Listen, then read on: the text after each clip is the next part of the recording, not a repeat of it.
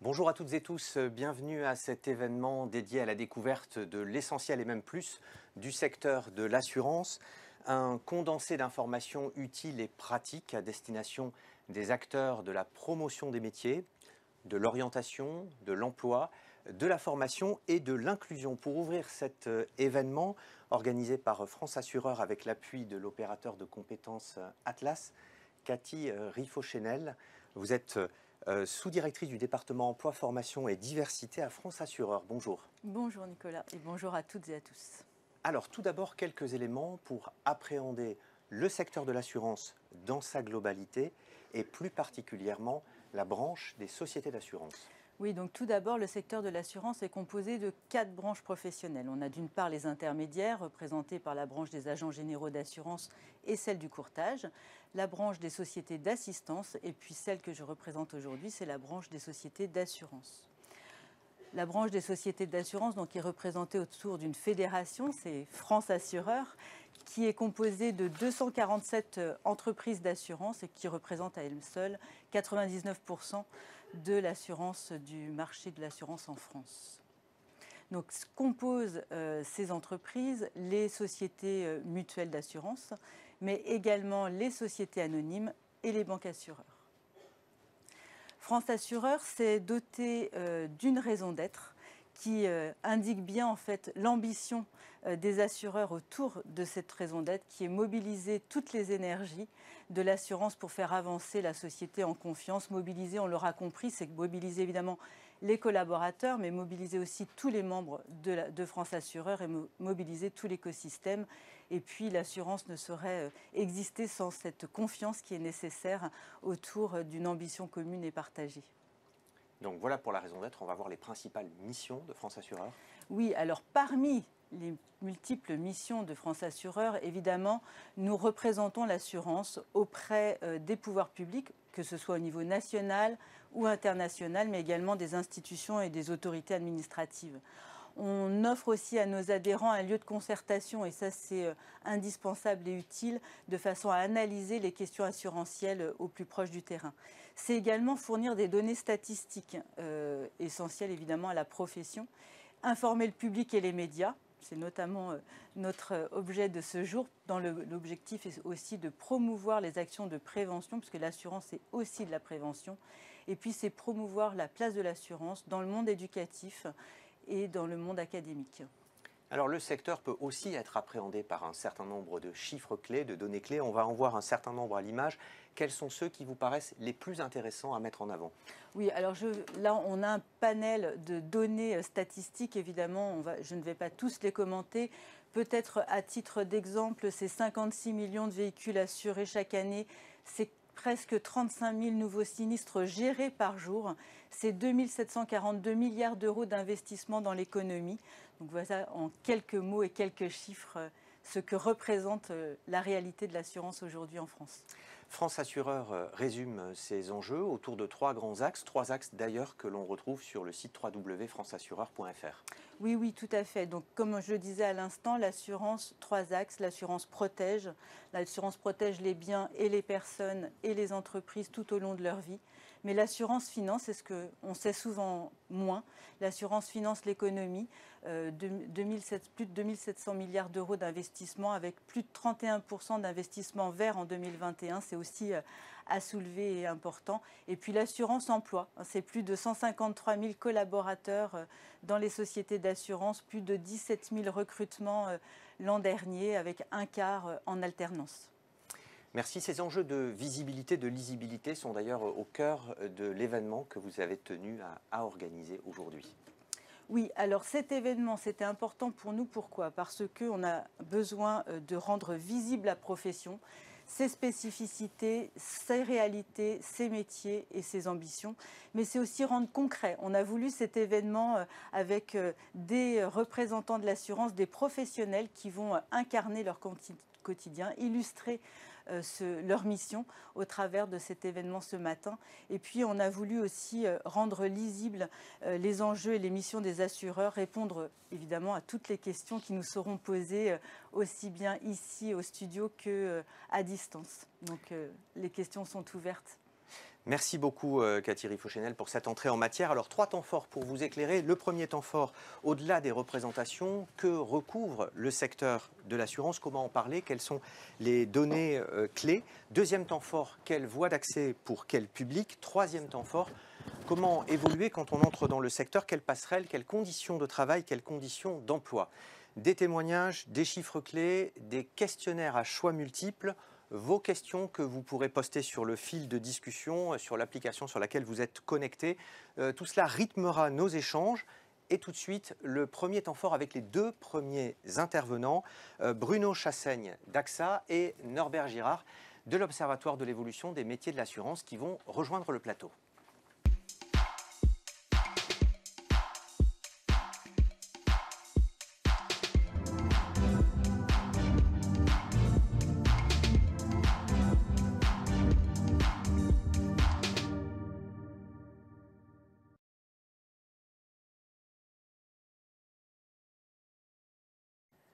Premier temps fort, l'assurance, ses contours, ses spécificités, ses métiers, ses besoins de recrutement sur des métiers classiques, des métiers émergents, des métiers rares. Avec 2 interlocuteurs en plateau, Norbert Girard, vous êtes secrétaire général de l'Observatoire de l'évolution des métiers de l'assurance, l'OEMA, bonjour. Bonjour Nicolas et bonjour à tous. Et Bruno Chassaigne, vous êtes responsable classification et évaluation des postes à AXA France, bonjour. Bonjour à toutes et à tous. Alors pour démarrer, un aperçu en images des idées reçues dans le secteur de l'assurance pour lancer nos échanges.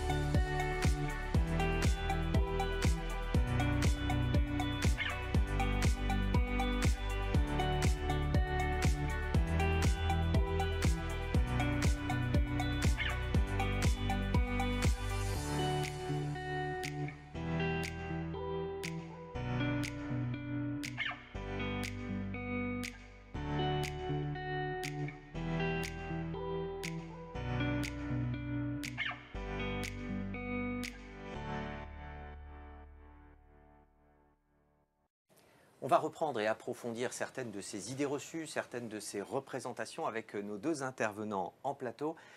Alors, première représentation bien ancrée, Bruno Chassaigne, les assureurs sont lents, ils ne sont pas toujours présents lors des grandes catastrophes naturelles, ils sont peu impliqués dans la transition écologique et dans les évolutions sociétales. Qu'en est-il ? Alors, si on prend les différents éléments, notamment les catastrophes naturelles, c'est vrai que ce sont des événements très médiatisés où l'urgence et l'immédiateté sont présents. Pour autant, je crois vraiment que les assureurs, depuis de nombreuses années, cherchent à accélérer leur réactivité. Aujourd'hui, les experts qui interviennent sur le terrain, notamment lors des catastrophes naturelles, ont des moyens à leur disposition. Concrètement, ils peuvent avoir des cartes bleues avec prépaiement pour débloquer des fonds. Ils peuvent avoir des solutions d'hébergement. Ils peuvent mettre en place des cellules psychologiques. Donc avant même le décret de catastrophe naturelle qui est décidé par les autorités publiques, les experts sont présents sur le terrain pour accompagner les assurés dans ce malheur. Et sur la question du rapport avec la transition écologique, avec le développement durable, là, quelle est la réalité du secteur? En quoi c'est pris en compte aujourd'hui par les sociétés? Alors j'ai envie de répondre sur 2 points. Le premier a été abordé tout à l'heure. Les assureurs ont un rôle essentiel en tant qu'investisseurs. Et très tôt, ils ont, je crois que c'est dans les années 2016-2017, très tôt les assureurs ont communiqué sur leur rôle dans les démarches de décarbonisation, de financement des activités peu ou pas carbonisées. Et donc très tôt, c'est un secteur professionnel qui a été présent à ce rendez-vous. Donc là, c'est sur le rôle plus institutionnel et financement institutionnel. Et puis sur un côté peut-être plus pratico-pratique, on voit que les assureurs et les équipes qui sont sur le terrain ont une forte proximité avec les élus locaux, par exemple, pour faire des plans de prévention quand il y a des vagues submersives, quand il y a des incendies de forêt ou autres. Donc il y a des équipes de spécialisées qui interviennent en amont.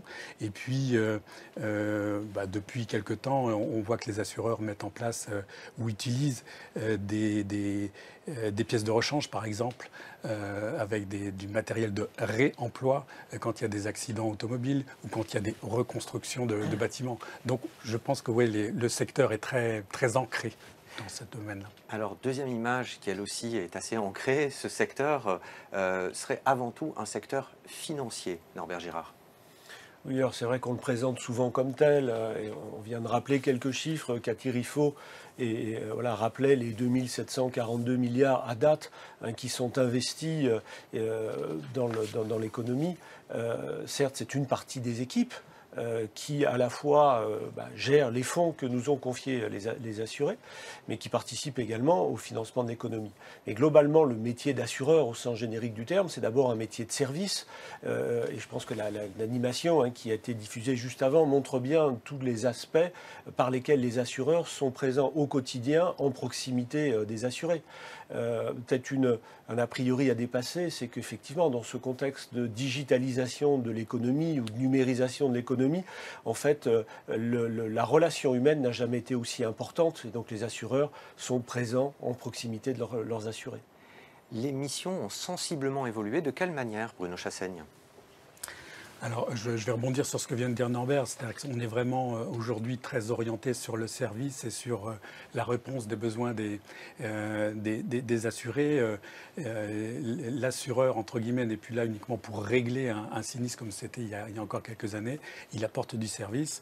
Il est même parfois précurseur. Je pense à la téléconsultation, donc, qui maintenant est quasiment quelque chose de presque anodin et qui n'existait pas encore il y a quelques années. Ce sont bien les assureurs qui ont mis en place, qui ont généralisé ces dispositifs de téléconsultation pour les assurés. Donc on est là vraiment dans une approche globale de services rendus aux assurés.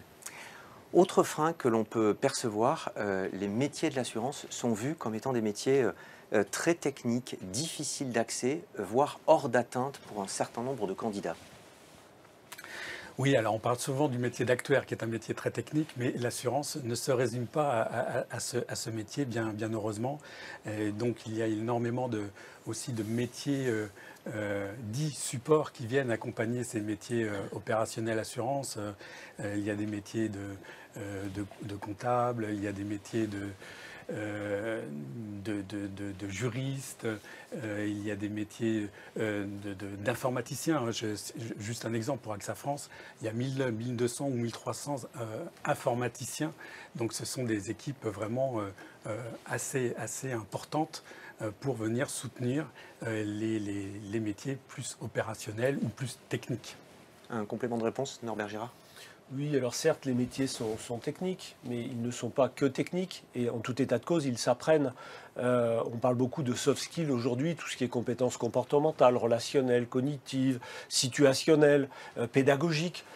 C'est un ensemble de compétences à maîtriser, parce que la finalité de notre métier, pour le dire d'une manière un peu raccourcie, c'est pas d'envoyer un chèque à celui qui n'a pas eu de chance, c'est de l'accompagner dès l'amont pour bien définir son besoin de couverture assurantielle, s'assurer tout au long de la vie du contrat qu'on est toujours en phase avec ses besoins de couverture, et malheureusement, si un sinistre survient, être présent à proximité du client pour l'accompagner au sortir du problème qu'il rencontre.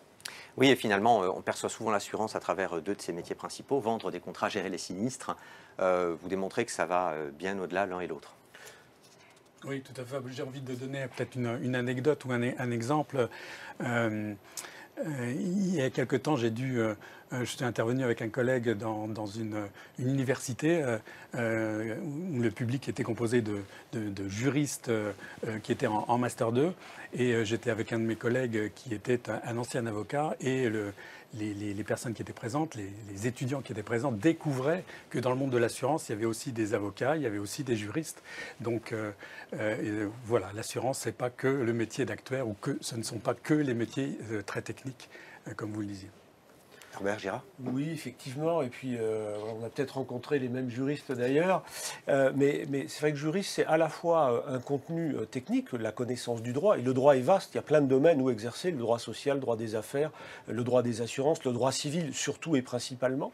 Mais c'est aussi une méthodologie d'analyse des situations, des problématiques pour trouver des voies de passage et des voies de solution. Et il y a beaucoup de liens finalement dans la rationalité de l'analyse entre un juriste et un mathématicien ou un data scientist pour prendre un métier à la mode. Mais le cœur de métier, c'est les 2 tiers sur des techniques assurantielles, 1 tiers sur des fonctions support, comme Bruno le rappelait à l'instant.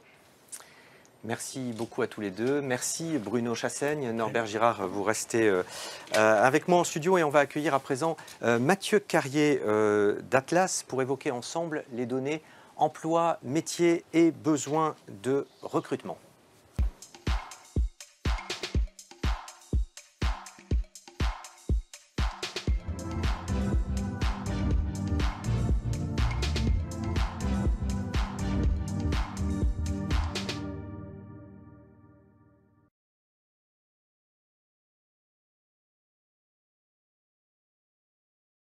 À la découverte des chiffres clés, des métiers, des besoins de recrutement de l'assurance.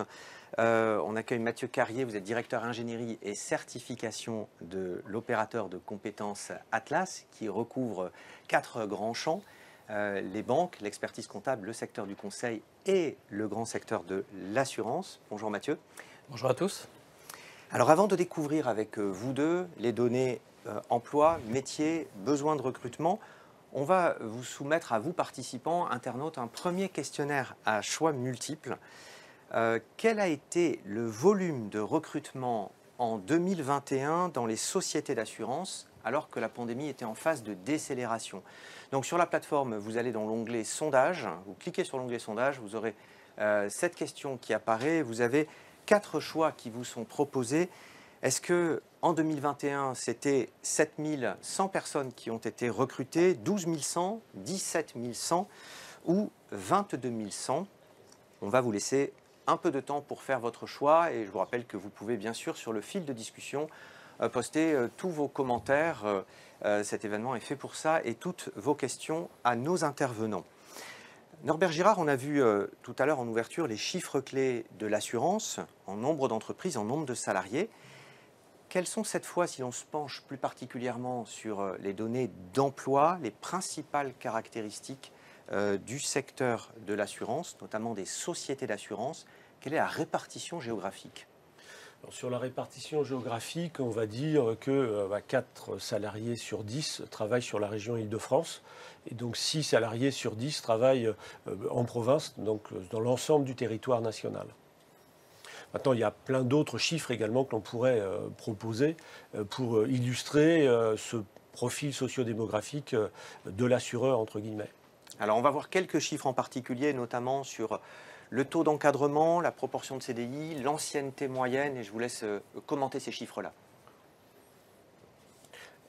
Alors, si on peut les apercevoir à l'image.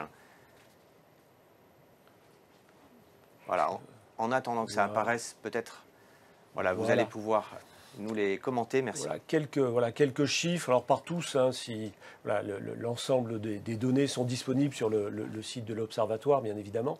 Mais un chiffre intéressant, c'est 93,1% de salariés en CDI. Ce chiffre est important parce que ça montre que le secteur de l'assurance est essentiellement composé de personnes qui sont là de manière longue. Quand on le compare à l'ancienneté moyenne, plus de 13 ans, ça veut dire que si effectivement, on a coutume de dire qu'on vient souvent dans l'assurance par hasard, sauf atavisme familial, on y reste par choix. Et ça, c'est important. Et on y reste par choix parce que les conditions d'exercice de son métier sont bonnes et d'évolution professionnelle sont bonnes.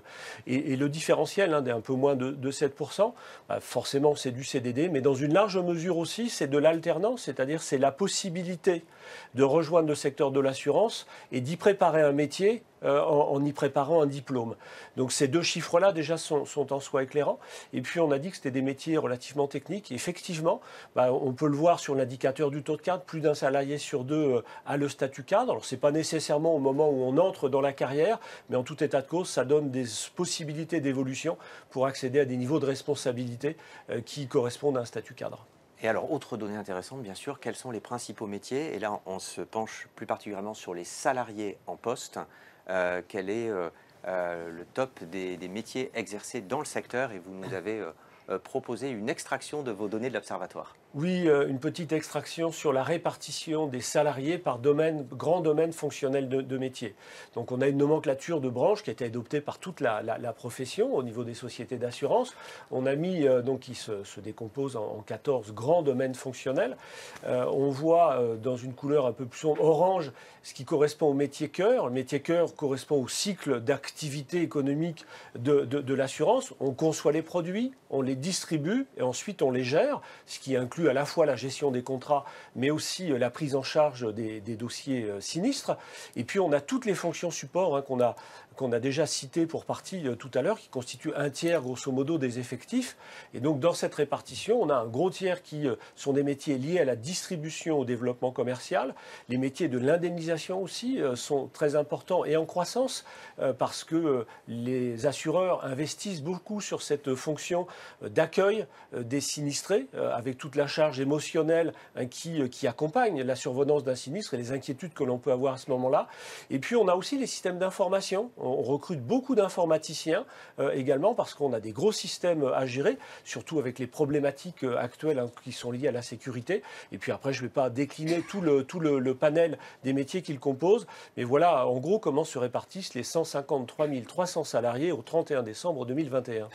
Et intéressant de voir effectivement que les systèmes d'information arrivent en 3e position, donc sur le podium. On va découvrir la réponse des participants au webinaire sur le nombre de recrutements qui ont été réalisés dans la branche des sociétés d'assurance en 2021. Donc voilà, si on veut bien afficher le résultat. Donc pour voir en fait ce résultat s'afficher, vous retournez dans l'onglet sondage et vous allez apercevoir le pourcentage qui va apparaître. Donc encore quelques instants pour faire apparaître la bonne réponse, enfin la réponse que vous avez choisie. Vous aviez 4 possibilités: 7 100 recrutements en 2021, 12 100 recrutements, 17 100 ou 22 100 réalisés sur l'ensemble de l'année 2021. Donc apparemment le système, la plateforme a un petit coup de chaud et a du mal à vous délivrer la réponse que vous avez choisie pour ce questionnaire à choix multiples. On va en attendant alors poursuivre notre discussion et je pense qu'on devrait avoir d'ici une poignée de secondes, quelques dizaines de secondes le résultat. Mathieu Carrier, on va faire un focus plus détaillé sur les offres d'emploi. Vous avez en fait agrégé un certain nombre de données qui permettent de voir combien, toujours sur l'année 2021, d'offres ont été proposées par les sociétés d'assurance, données agrégées sur un ensemble de plateformes. Oui, tout à fait. Nous essayons de récolter l'ensemble des offres d'emploi qui sont publiées à Pôle emploi, à l'APEC, mais l'ensemble du coup des job boards. On essaye de retraiter du coup l'ensemble de ces offres d'emploi et d'en faire ressortir quelques tendances pour l'ensemble de nos secteurs. Concernant du coup les sociétés d'assurance, on a repéré 35 000 offres d'emploi pour l'année 2021 qui inclut du coup des CDI, des CDD, mais on inclut également des offres d'emploi dans le cadre de l'alternance, également les stages longs. Ce qui est intéressant de voir, c'est surtout du coup la tendance qui est haussière sur les dernières années. On a presque un doublement de ces offres d'emploi en 5 ans. Et aujourd'hui, un doublement quasiment, enfin plus 50%, pardon, par rapport à l'année 2020 qui était une année un peu particulière. Et quand on regarde dans le contenu de ces offres d'emploi, on s'aperçoit qu'il y a 62% d'offres d'emploi qui visent un CDI, un tiers de ces offres d'emploi qui se situent du coup en Île-de-France. Ça vient corroborer les propos de Norbert. Et quand on regarde du coup les niveaux de diplôme qui sont attendus dans le cadre de ces offres d'emploi, pour un peu moins de la moitié, on est sur un niveau Bac+2, BTS, DUT, et à peu près la moitié également pour des niveaux soit licence, soit master. Alors, on a la réponse qui s'est affichée sur la plateforme sur laquelle vous êtes tous connectés. 44% d'entre vous pensent que c'est 17 100 recrutements en 2021. À vrai dire, on a affaire à des connaisseurs, Norbert Girard. Oui, visiblement, oui. C'est la bonne réponse. En effet, 17 100 recrutements réalisés tout au long de l'année 2021. Un chiffre qui est en hausse, malgré la crise. Voilà, on voit la diapositive apparaître. Donc, des recrutements qui sont en hausse d'année en année, qui correspond à un pourcentage de 11%, le taux de renouvellement. Alors, sur 2020, on avait eu un léger retrait, mais pour la cause de crise, il y avait un peu moins de mobilité et de turnover dans les entreprises, donc des recrutements moindres, mais ça reste quand même à un haut niveau. Tous les ans, l'assurance crée de l'emploi et recrute massivement. Donc 17 000 recrutements en 2021, autour de 35 000, Mathieu Carrier, offres d'emploi. On va voir à présent quels sont les métiers qui ont donné lieu au plus grand nombre d'offres d'emploi. Oui, tout à fait. Alors, nous essayons de classer du coup l'ensemble de ces offres d'emploi selon un référentiel qui est propre du coup à l'OBCO pour agréger des métiers à grande maille. Ils sont beaucoup moins bien décrits et fins que ce que nous fait l'Observatoire, mais ça nous permet d'avoir des indicateurs globaux. Et à travers ces 5 métiers ou métamétiers, comme on les appelle, on retrouve à peu près un tiers des offres d'emploi qui sont publiées, avec en première position du coup le conseiller commercial, un peu plus de 3 000 offres d'emploi publiées. En deuxième position, le chargé de clientèle. Ça vient là aussi en cohérence avec les propos qui ont été évoqués depuis ce matin. En quatrième position, le chargé d'affaires en assurance. Cinquième position, le conseiller en assurance.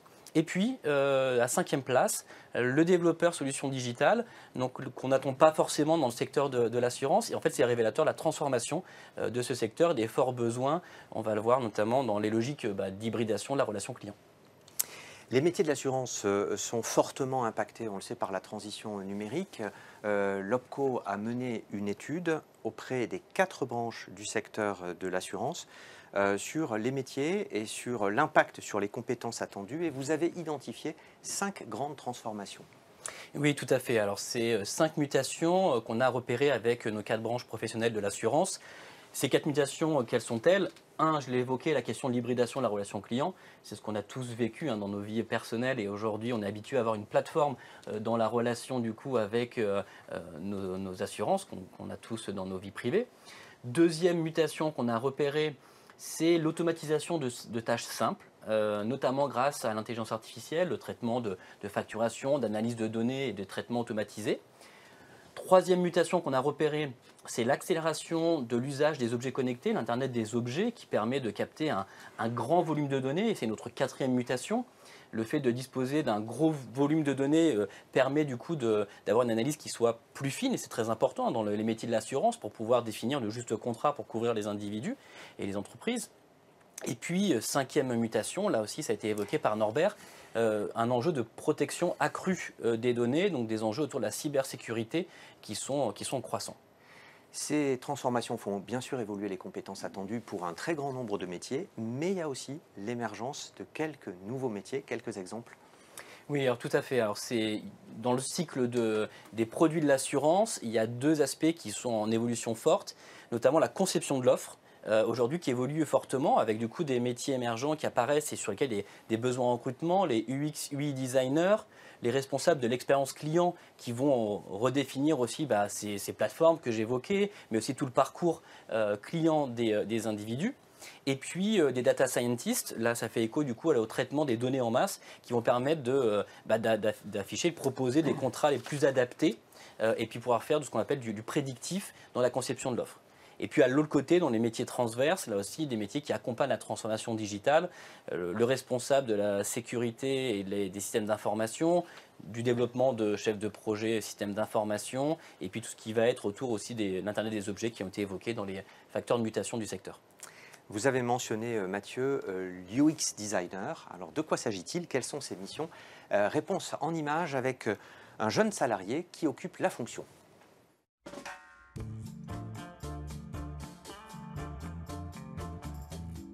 Quoi de mieux que d'explorer des terres inconnues, de tester de nouvelles sensations? Aujourd'hui, un Apple découvre que rien ne remplace l'expérience vécue, surtout quand on navigue sur un site. Alors je suis UX designer au sein de la direction de la communication de la Matmut. UX design veut dire conception de l'expérience utilisateur. Mon objectif est donc de concevoir un parcours digital marquant, satisfaisant et utilisable pour l'utilisateur. Pour prendre un cas concret, j'ai d'abord établi une procédure d'exploration du projet avec les différents métiers pour recueillir les besoins et les contraintes des utilisateurs, mais aussi des différents métiers de l'assurance. Donc on va réunir toutes les forces de chacun pour concevoir une expérience optimale. Dans un premier temps, on établit des fiches d'utilisateurs cibles avec des personnes fictives basées sur des données réelles que l'on appelle des personas, donc basées sur de la recherche utilisateur. Ça peut être une maman de 35 ans qui cherche une assurance scolaire, ou bien un jeune couple cherchant à assurer son logement. Au total, il y a 28 vidéos comme celle-ci, des vidéos métiers, des motion design, des interviews qui sont visionnables sur le site J'assure mon futur. Il faut que vous alliez sur l'onglet ressources documentaires. Alors n'hésitez pas, hein, je vous le redis, si jamais vous avez des questions, des commentaires, des précisions, nos intervenants sont là pour vous apporter ces éclairages. Alors il y a également d'autres métiers émergents, en plus de ceux qu'on a cités, des métiers peu connus et pourtant des métiers essentiels. Alors si l'on vous dit case manager, cela évoque pour vous quel métier? Je vais vous inviter à nouveau à cliquer sur l'onglet sondage pour prendre le temps de lire cette question et les 4 réponses qui vous sont proposées. Alors case manager, c'est le responsable de l'optimisation du rangement dans les organisations flex office. Ou alors c'est le coordinateur référent des sinistres corporels graves. Troisième solution, un actuaire spécialisé dans les scénarios de stress test. Et enfin, quatrième possibilité, l'interlocuteur référent des managers dans leur activité de management au quotidien. Alors voilà, vous avez 2 heures pour plancher, non, quelques dizaines de secondes pour réfléchir et fournir votre réponse à cette question sur ce qu'est le case manager. On va vous laisser un petit peu de temps, effectivement, pour faire votre choix. Et en attendant, on va illustrer très concrètement les besoins de recrutement sur différents types de métiers dans une entreprise du secteur, en l'occurrence le groupe Covea. Que ces métiers soient très répandus, qu'ils soient émergents, qu'ils soient rares. Aline Julet, qui est responsable du recrutement du groupe Covea, elle ne pouvait pas être présente aujourd'hui, mais elle a répondu à nos questions il y a 2 jours et je vous propose de découvrir son témoignage en images. Aline Julet, responsable du pôle recrutement du groupe Covea, bonjour. Bonjour Nicolas Lagrange. Alors, quelques chiffres clés, quelques caractéristiques principales de votre groupe. Alors, le groupe Covea, aujourd'hui, c'est 3 marques, MAF, MMA et GMF. Et puis, une société d'assistance pour nos sociétaires et nos clients qui est Fideli Assistance. Et depuis peu, le groupe Partner qui exerce de la réassurance. Et donc, Covea, aujourd'hui, c'est 21 000 collaborateurs sur toute la France. 21 000 salariés qui exercent dans des fonctions, dans des lieux, dans des structures qui peuvent être assez différentes au sein du groupe. Exactement. On a 2500 points de vente, donc nos agences qui sont là pour accueillir nos clients. Et puis, on a également des plateaux téléphoniques de vente, hein, voilà, répartis sur les plus grosses villes de France, les 10-11 plus grosses villes de France. Donc ça, c'est pour la partie vente. Et puis pour la partie gestion de sinistres, on a également le pendant des plateaux téléphoniques qui gèrent des sinistres auto, habitation. Et puis, on gère aussi la vie, la santé, la prévoyance. Voilà. Quelle est l'ampleur de vos besoins de recrutement? Comment ces besoins-là se caractérisent-ils depuis quelques années? Alors, on est en moyenne, on a 4000 actes de recrutement par an, qui se décomposent en 1500 à peu près recrutements internes, donc de la mobilité interne, de la construction de parcours professionnels, et tout le reste est pourvu par des recrutements à l'externe. Principalement sur quel métier ces besoins-là se concentrent-ils? Alors, on a entre 600 et 700 recrutements à l'année sur des fonctions de la relation client, à la fois sur la vente, comme je vous le disais tout à l'heure, ou sur de la gestion de sinistres.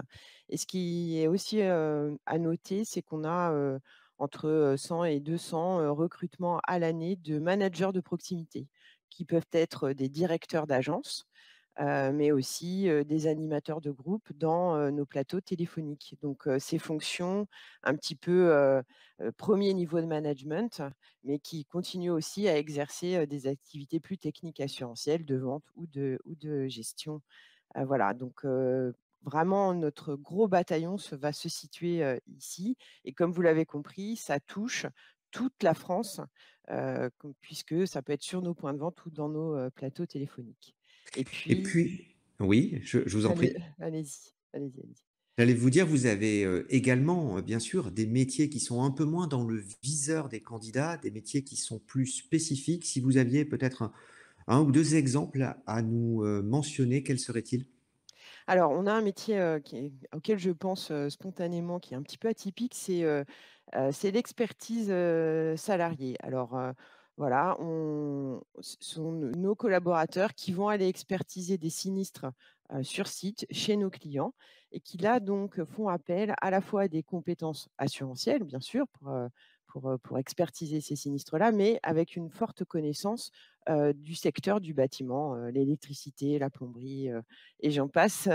Voilà, et donc voilà, ce métier est un métier assez rare, parce que chez beaucoup de nos concurrents, il est pratiqué via des compagnies libérales, hein, on va dire, des indépendants. Chez nous, ces personnes sont salariées du groupe. Donc voilà, un métier un peu atypique qui fait appel à la fois des compétences assurantielles, mais aussi du bâtiment, pour lesquelles on pourrait envisager aussi voilà, des reconversions intéressantes. Oui, Parce et vous qu'aujourd'hui, avez du mal d'ailleurs à pourvoir ces postes-là, donc peut-être que des liens, des partenariats plus étroits avec les prescripteurs pourraient être intéressants pour arriver à trouver des candidats. Autre illustration, autre exemple de métier spécifique? on a, on va dire, tous les métiers émergents autour de la data. Alors aujourd'hui, on entend beaucoup, beaucoup parler de ces métiers-là, hein, et on les imagine surtout dans les SI, dans l'informatique, mais pas que, en fait. On va retrouver des data scientists, des actuaires, des auditeurs internes qui vont toucher à ces métiers de l'analyse de la donnée, dans nos directions, comme la DG Finance chez nous, mais l'audit interne, notre direction des risques, et peut-être aussi dans des directions pour lesquelles on a aussi du mal à les imaginer, mais l'ARH, par exemple, pour tout le suivi des données sociales de l'entreprise. Voilà, ces métiers-là, aujourd'hui, sont vraiment des métiers émergents, et pour lesquels on a une volumétrie assez intéressante de recrutement. Et alors, la spécificité chez nous, c'est qu'on va les retrouver plutôt dans des lieux spécifiques qui vont être Niort, Le Mans, le Valois, ou même au siège social à Paris, hein, autour de Saint-Lazare, puisque ce sont les anciennes, c'est là où se concentrent toutes nos fonctions dites support. Donc voilà, ce sont des métiers vraiment pour lesquels aujourd'hui, ben, l'activité assurantielle est comme beaucoup, hein, va tourner autour de la gestion de cette donnée, à la fois pour faire de la prédiction, mais aussi pour bien comprendre comment réagissent nos clients, notre marché et même nos intempéries. Voilà, tout est Mais- aujourd'hui modélisé. Merci beaucoup, Aline Julet, pour votre témoignage et ces précisions. Merci Nicolas, à bientôt. Voilà pour le focus sur les besoins de recrutement de Covea. Alors on va revenir à notre questionnaire à choix multiples sur le métier de case manager. Qu'avez-vous répondu? On va apercevoir vos réponses. Alors vous pensez à 57% qu'il s'agit de l'interlocuteur référent des managers dans leur activité de management au quotidien. Et ensuite, un tiers d'entre vous pense que c'est un coordinateur référent des sinistres corporels graves. Norbert Girard. Oui, effectivement. Alors, ce n'est pas celui qui s'occupe de ranger dans les petites cases, même si l'anglicisme pouvait le laisser penser. Non, c'est en fait la personne qui est en charge de la coordination de tout ce qui va se mettre en place pour accompagner la victime d'un accident corporel grave. Par exemple, suite à un sinistre corporel, je disais tout à l'heure, hein, notre métier, ce n'est pas de se contenter, entre guillemets, d'envoyer un chèque à celui qui n'a pas eu de chance, c'est de mettre en place, par exemple, si la personne est lourdement handicapée, qui a besoin de faire des aménagements dans la maison, c'est trouver l'architecte, les artisans qui mettront en place ce qui est nécessaire, c'est d'accompagner les victimes s'il y a des démarches administratives à faire. Si c'est un enfant, c'est trouver un répétiteur qui lui permette d'éviter de perdre la possibilité de suivre ses cours et de continuer ses études. Voilà, c'est un ensemble de choses qui coordonnent l'accompagnement de la victime dans ces cas les plus graves. Donc, ça n'est pas l'interlocuteur référent des managers pour leur management au quotidien. Non, c'est quelqu'un d'autre. Comme vous le pensiez majoritairement, mais à vrai dire, la question était un peu compliquée parce que c'est un métier, effectivement, qui est assez peu connu. C'est ce coordinateur référent. En tout cas, dans le contexte de l'assurance. Merci beaucoup Norbert Girard. Mathieu Carrier, vous restez sur le plateau avec moi pour le deuxième temps fort, cette fois sur les voies d'accès au secteur de l'assurance et sur les publics potentiels avec deux intervenants qui vont nous rejoindre, Philippe Mosnier de France Assureur en plateau en studio et Sylvie Avry de Pôle emploi qui sera à distance.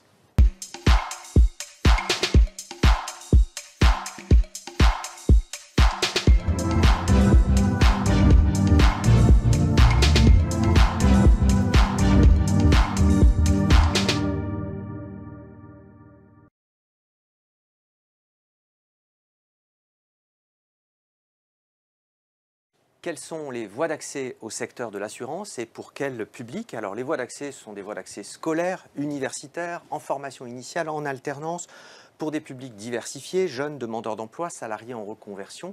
Et on évoquera dans un troisième temps la formation continue des salariés. Trois intervenants pour nous éclairer sur les voies d'accès et les moyens de favoriser la rencontre entre l'offre et la demande. Mathieu Carrier, Philippe Mosnier. Alors Philippe Mosnier, vous êtes responsable de secteur d'études à France Assureur. Bonjour. Bonjour.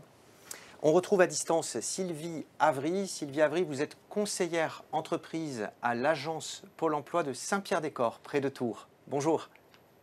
Exactement. Bonjour à tous. On devait avoir une quatrième intervenante, Nathalie Hugo, consultante relations institutionnelles et partenariats avec les branches et les OPCO à l'APEC. Malheureusement, elle a eu un empêchement de dernière minute et vous prie d'excuser son absence. Avant de faire le point sur l'offre de formation existante, sur les profils attendus des candidats, une nouvelle question à vous poser. Quel est l'âge médian de recrutement dans le secteur de l'assurance? Donc 50% des salariés étant recrutés au-dessus de cet âge et 50% en deçà de cet âge. 4 réponses possibles. 22 ans, 25 ans, 28 ans ou 31 ans. Voilà, on vous laisse le temps de choisir ce qui vous semble être la bonne réponse. On va démarrer en attendant avec vous, Philippe Mosnier, sur quelques grandes caractéristiques du secteur en termes de niveau d'entrée, de grands domaines de formation des salariés qui sont déjà en poste et des niveaux de formation que détiennent ces salariés. Alors, une première généralité, c'est qu'à la diversité des métiers correspond également une diversité des certifications, des niveaux de qualification et des parcours de formation qui peuvent intéresser les employeurs en fonction de leurs besoins de compétences. Si on regarde aujourd'hui sur la diapo, on vous a mis quelques chiffres. Si on prend au niveau de l'ensemble des salariés dans les sociétés d'assurance, ils se répartissent à peu près 50% à un diplôme, on va dire plutôt dans un domaine assurantiel, et 50% plutôt dans un autre domaine plus généraliste, plus transverse. Au niveau des niveaux de qualification, alors on est un secteur évidemment qui a un niveau de qualification qui est élevé. Ce qu'on constate, c'est que Bac plus 2, 32%, Bac plus 3 à peu près 30%, Bac plus 5, 22%. Et avec une tendance qui va grandissante, notamment sur les niveaux Bac plus 3 et Bac plus 5. Là, on est sur une photographie sur l'ensemble des salariés. Si on prenait ces données sur les recrutements, ça serait encore plus marqué d'ailleurs en termes de Bac plus 3 et de Bac plus 5. Ce qu'on peut dire quand même malgré tout, c'est que même si on est un secteur au niveau de qualification élevé, on prend quand même des jeunes au niveau bac, mais là ça va être beaucoup plus, et Mathieu pourra l'illustrer, pour des formations en alternance, mais on peut prendre des jeunes dès le bac malgré tout. Alors si on examine l'offre de formation initiale, bien sûr on connaît quelques écoles spécialisées en général, mais en fait l'offre de formation est bien plus large. Quelques éléments clés à retenir. Alors, l'offre de formation, notamment en assurance, on va plutôt parler de cette offre spécifique à l'assurance, hein, parce que toute l'offre de formation plus généraliste, là, ça serait beaucoup plus long.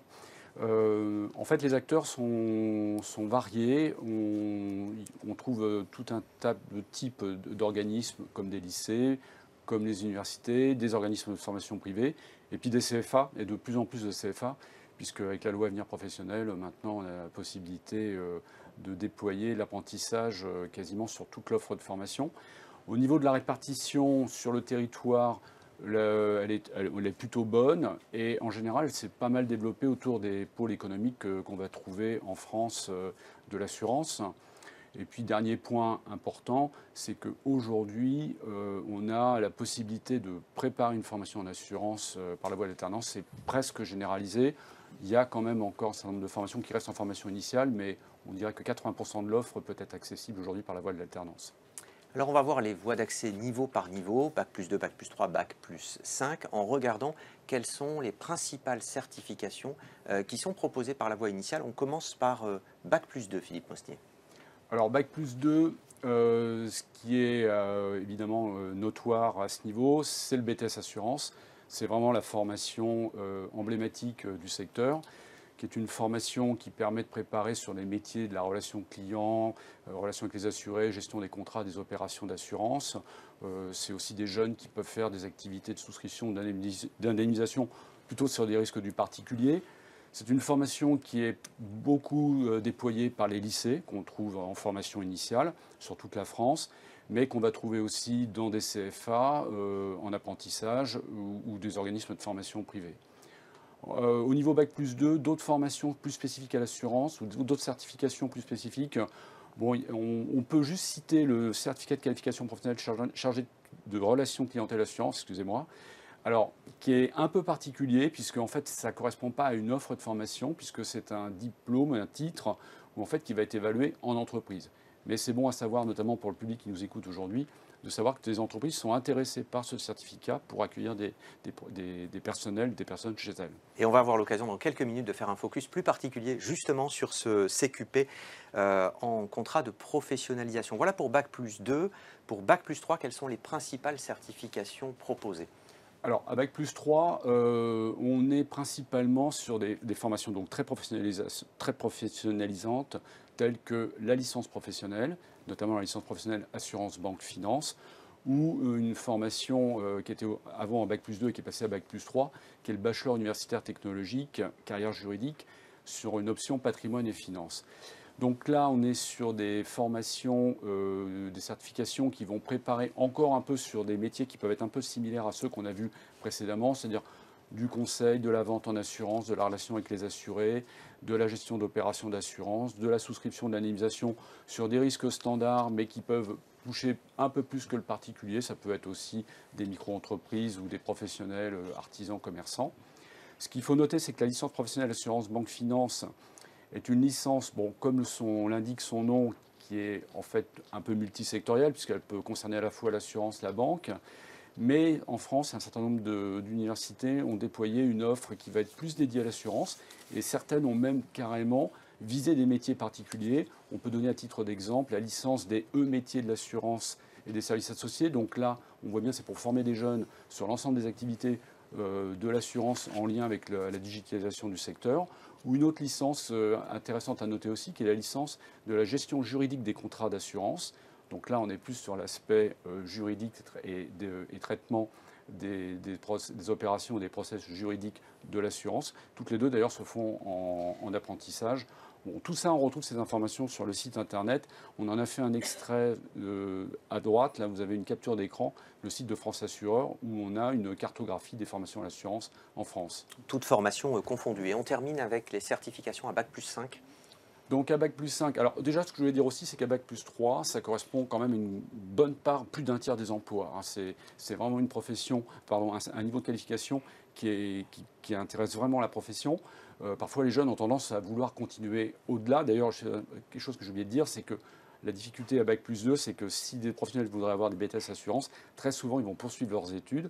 Bac+3, on trouve aussi cette démarche-là. Donc c'est compliqué de les fidéliser, parce que souvent, il y a, et on le retrouve beaucoup dans le changement des attendus des jeunes, ce souhait d'aller plus loin dans la certification. Complètement, et ce n'est pas forcément la réalité de l'emploi. Alors on est dans un secteur où il y a de la tension sur les besoins de recrutement sur l'ensemble des métiers, mais ceci dit, il faut quand même rappeler qu'à Bac+2 et à Bac+3, là il y a une bonne part des offres d'emploi. Alors à Bac+5, là ça va être plutôt...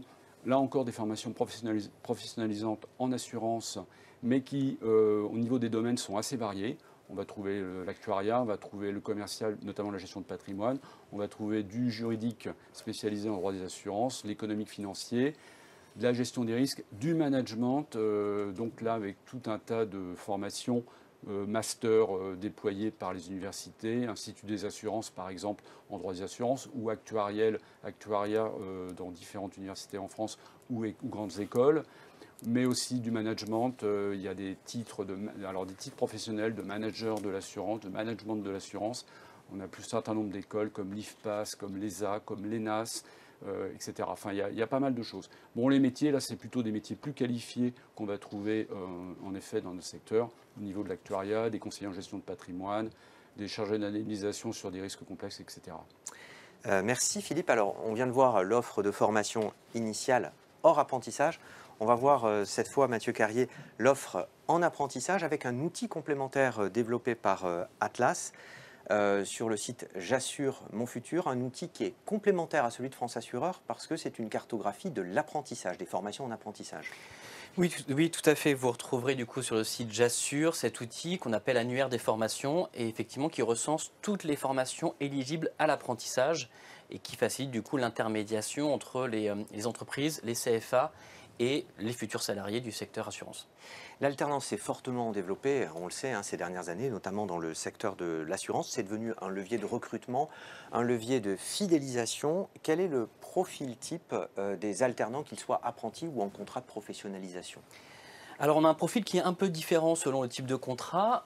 Pour le contrat d'apprentissage, on a plutôt un équilibre de genre entre femmes et hommes. On a un profil type qui est âgé de 22 ans en moyenne, avec près d'un apprenti sur deux qui suit le BTS Assurance qui a été évoqué par Philippe et qui aujourd'hui réalise son contrat d'apprentissage majoritairement dans une grande entreprise. Concernant le contrat de professionnalisation, on a un public un peu plus féminin, une moyenne d'âge qui est un peu plus élevée, mais c'est lié au dispositif, qui est vraiment un dispositif d'insertion dans l'emploi. Et puis là, la première certification qui est mobilisée, c'est la certification de la branche, le CQP chargé de relations clientèle assurance, qui a aussi été évoqué par Philippe.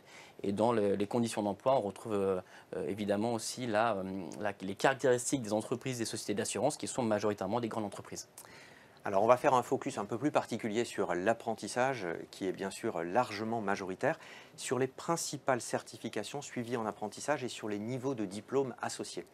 Oui, alors on a à peu près 30% des contrats en apprentissage financés par Atlas qui se retrouvent dans 10 certifications, 10 diplômes. On retrouve le BTS en assurance qu'on avait évoqué, on trouve des niveaux de Bac+5 de manière assez significative, nous, dans l'apprentissage, que ce soit sur l'actuariat, que ce soit du coup sur des masters un peu spécialisés. Et puis on retrouve largement du coup les licences professionnelles qui ont été évoquées précédemment. La différence peut-être entre du coup la population salariée aujourd'hui et la population des alternants, c'est que sur l'apprentissage et l'alternance de manière globale, on est vraiment sur une voie intermédiaire entre la formation initiale et l'emploi. Et du coup, on a beaucoup d'alternants qui sont en situation de Bac plus 5. Donc 62% aujourd'hui de nos alternants préparent du coup un Bac plus 5. 22% préparent un Bac plus 3, 4 et 10% préparent un Bac plus 2 de type BTS Assurance. Enfin, la dernière donnée clé, elle est cruciale, c'est la performance de l'alternance. Quelle est l'insertion 6 mois après l'obtention du diplôme? Il se trouve que vous avez mené une vaste enquête sur le sujet auprès des alternants et que les données sont toutes fraîches, elles datent d'il y a quelques jours.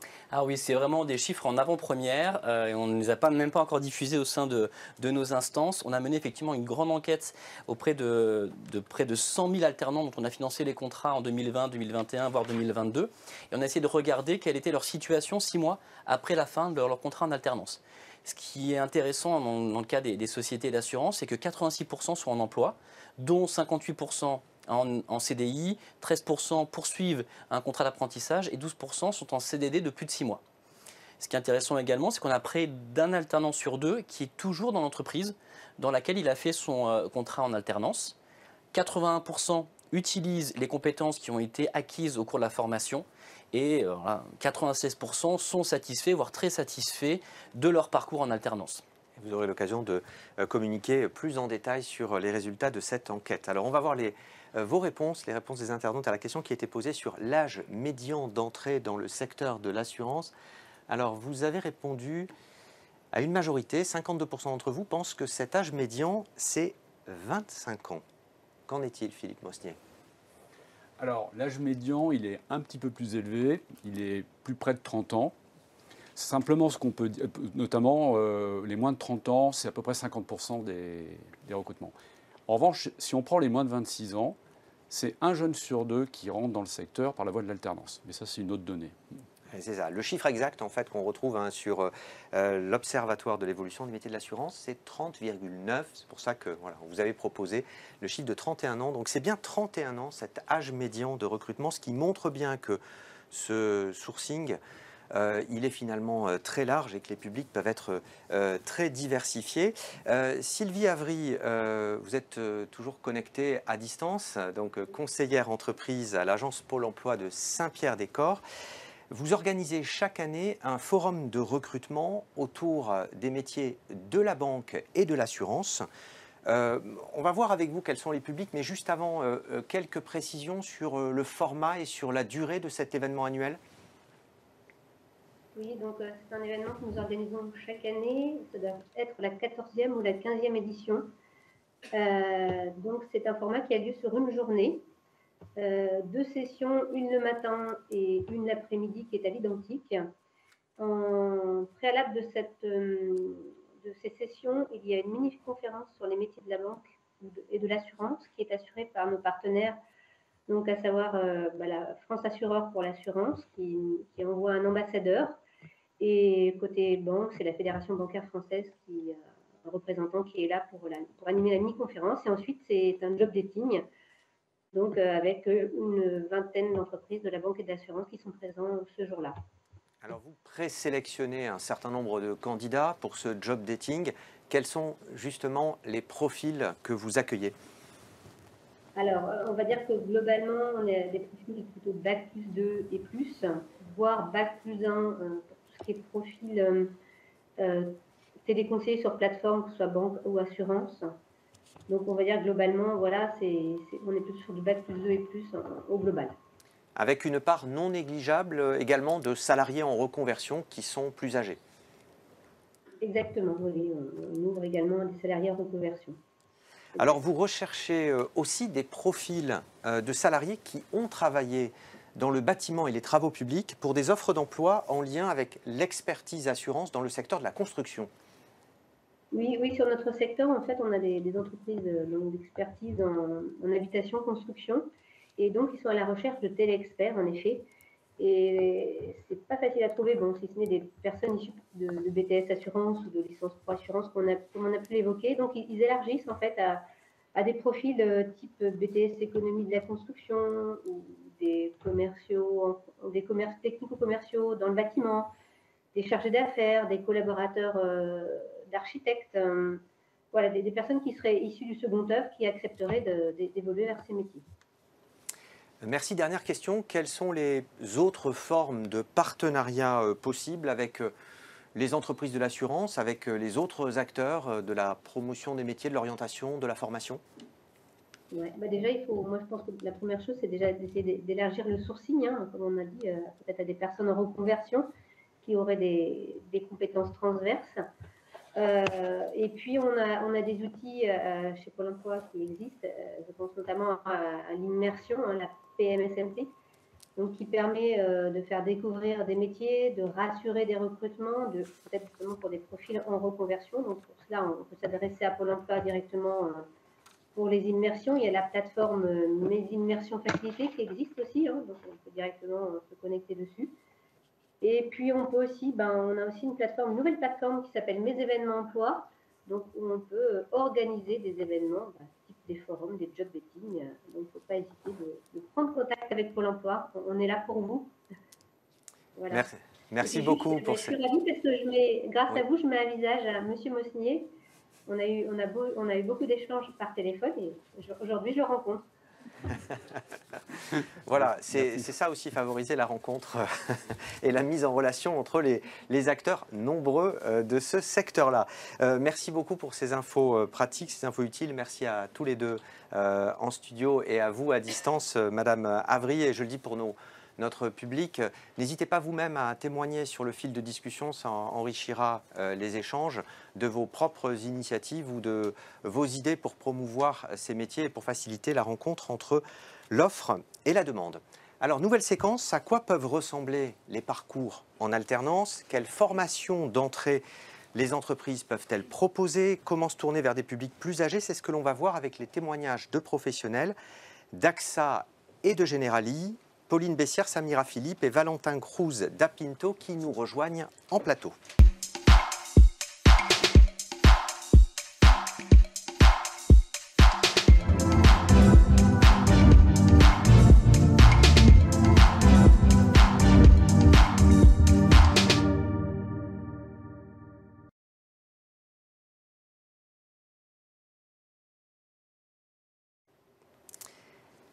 Les voies d'accès, les publics visés sont diversifiés. On va le voir concrètement avec des parcours internes, des parcours en apprentissage, des parcours en contrat pro pour des publics d'âge très différents ou encore avec des montées en compétences qui peuvent être proposées également à des publics réfugiés. Alors, nos trois intervenants, Pauline Bessière, responsable RH du recrutement travail temporaire à Generali, bonjour.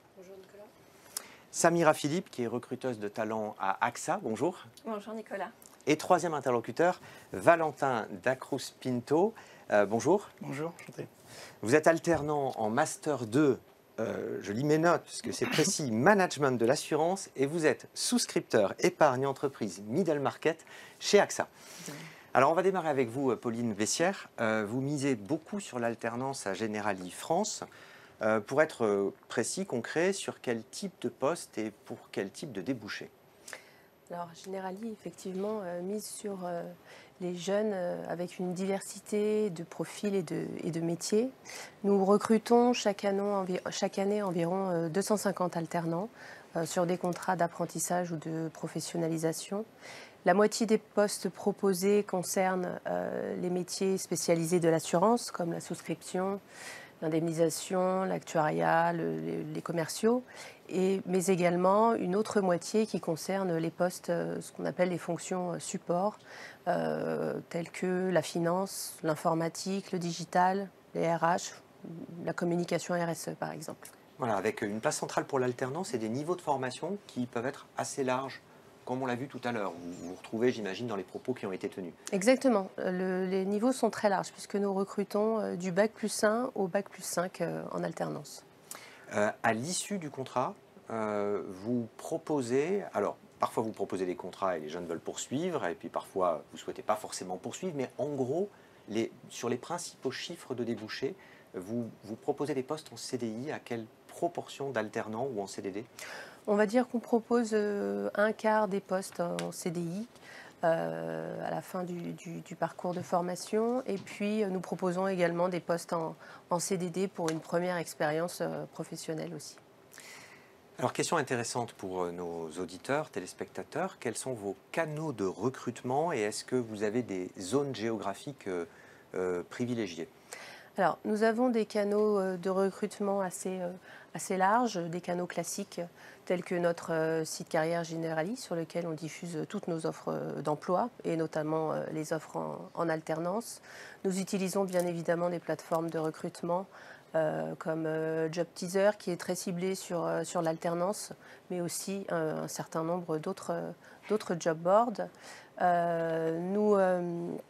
Nous participons également à de nombreux forums de recrutement, de forums écoles, que ce soit en Île-de-France ou sur toute la France. Pardon. Et puis, notre service Relations Écoles travaille également sur le partenariat avec des associations telles que Capital Filles, Arpège, Article 1. Voilà à peu près le panel de recrutement. Avec une répartition voilà, sur bien sûr tout le territoire, mais avec quelques zones plus particulières, notamment en lien avec vos plateformes. Exactement. On a une concentration évidemment de postes proposés sur l'Île-de-France et Saint-Denis en particulier, mais nous sommes présents de toute façon sur toute la France, de Lille à Nantes avec notre plateforme Actuaria Informatique, et puis Lyon, Marseille, Bordeaux. Merci Valentin Dacros-Pinto. On disait tout à l'heure, donc vous êtes alternant, vous avez 23 ans, vous êtes chez AXA. Quelques mots sur votre parcours. Comment êtes-vous entré dans le secteur de l'assurance? Alors j'ai un parcours assez, on peut appeler ça assez atypique, puisque j'ai fait un bac S spécialité mathématiques, et puis je suis un ancien sportif de haut niveau également, donc dans le domaine du football. Donc après mon bac, j'ai décidé de faire un an, de me concentrer dessus. Et à la suite de choix, à la suite de situation, à la suite de niveau scolaire également, j'ai décidé de reprendre mes études. Et je pense que j'étais un peu comme tout le monde, je ne savais pas quoi faire. Et je connaissais une personne du domaine de l'assurance qui m'avait dit, et on l'a évoqué tout à l'heure, ne t'inquiète pas, on rentre dans l'assurance par hasard, on y reste par passion. Donc je l'ai pris au mot et je suis rentré. Et du coup, j'ai suivi un peu, comme vous expliquez depuis tout à l'heure, le parcours. J'ai fait un BTS assurance, puis une licence assurance, et enfin un master, dont je suis actuellement encore. Et l'intégralité de ce parcours s'est fait en alternance, après le bac. Hein. C'est ça, après le bac, dans différentes entreprises. J'ai commencé pour le début dans une entreprise type start-up, pour vraiment avoir l'ensemble du produit en main.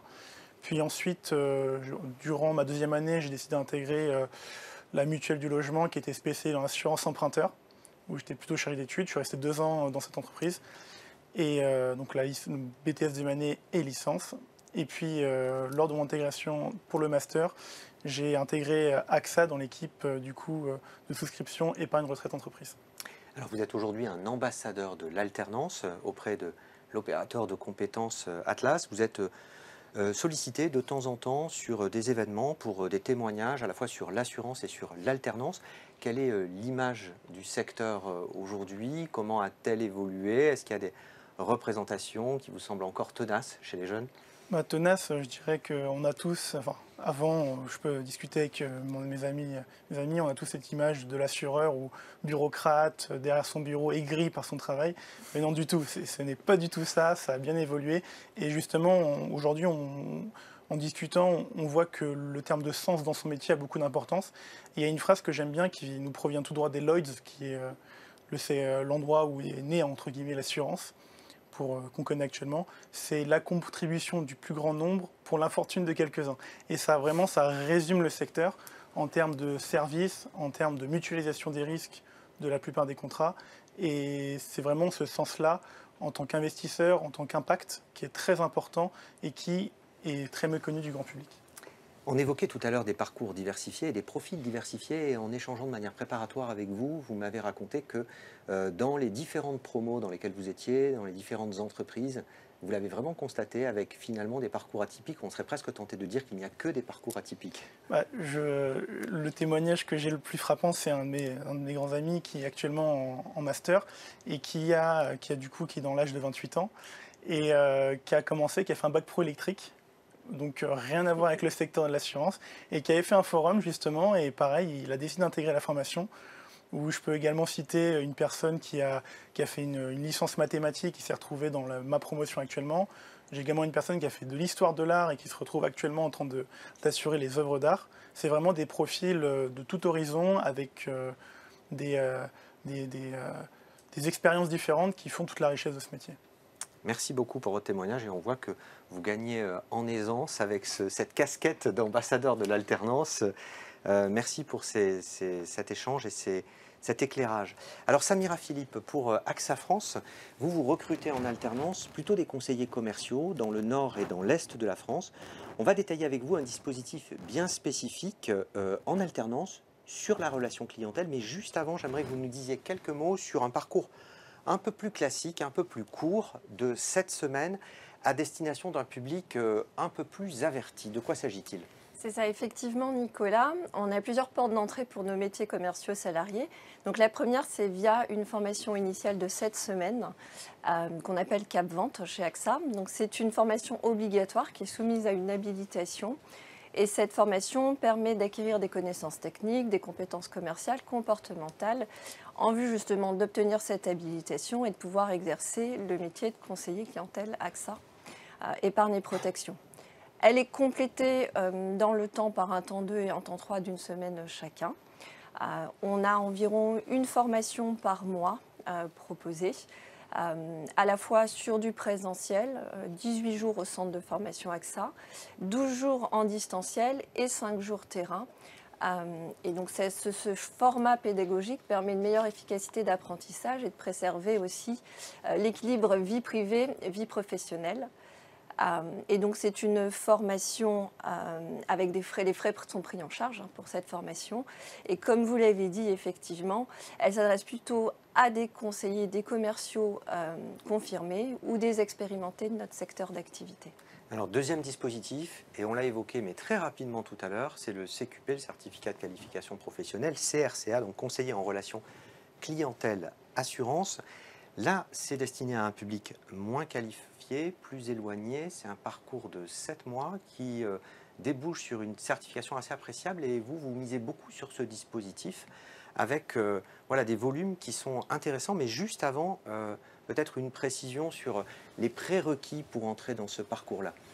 Effectivement, on a cette chance d'avoir 2 possibilités d'intégration via les formations, donc l'initiale et cette formation en alternance, donc qui permet justement de mettre le bon profil sur le bon format de formation et tout au long de l'année pour toutes les régions. Aujourd'hui, les profils qu'on recherche, ce sont des profils souvent en reconversion professionnelle ou en recherche d'emploi. On ne recherche pas forcément des personnes ayant une expérience commerciale ou dans notre secteur d'activité. Il n'y a pas de niveau requis, ça c'est également une chose importante. Et sachant que cette formation est certifiante et a aujourd'hui un équivalent Bac+2 depuis 2002, on vérifiera cette capacité à suivre la formation et l'apprentissage, mais pas besoin effectivement de niveau pour cette formation. Pas besoin du bac pour un parcours de 7 mois qui débouche sur une certification à Bac+2. Combien de places par an est-ce que vous proposez pour ce parcours? Alors en 2022, en France, on avait 155 postes à pourvoir sur le format de contrat de qualification professionnelle, donc sur 9 promos, à la fois sur Lille, Lyon, Bordeaux, Angers et Marly, avec des formations qui ont débuté entre février et avril, qui sont aujourd'hui terminées, et des formations qui ont démarré entre septembre et octobre. Donc c'est une formation effectivement de 7 mois qui permet à la fois d'avoir cette habilitation et qui prépare au métier de conseiller de clientèle AXA, puisque notre objectif c'est de recruter à l'issue de cette formation les alternants qui ont suivi la formation.